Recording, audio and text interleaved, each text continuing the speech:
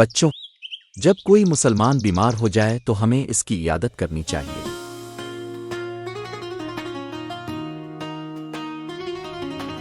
یہ دعا ہے: لا بأس طہور ان شاء اللہ، لا بأس طہور ان شاء اللہ۔ اس کا مطلب ہے کوئی حرج نہیں، یہ بیماری گناہوں کو دور کرنے والی ہے اگر اللہ نے چاہا۔ بچوں، جب بھی آپ کسی بیمار کے پاس جائیں تو یہ دعا ضرور پڑھیں۔ عیادت کرنے سے دلوں میں محبت بڑھتی ہے،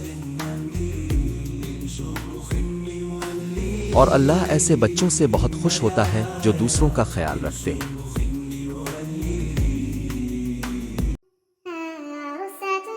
تو مسلم زون کو سبسکرائب کرنا نہ بھولیے۔ اللہ حافظ بچوں۔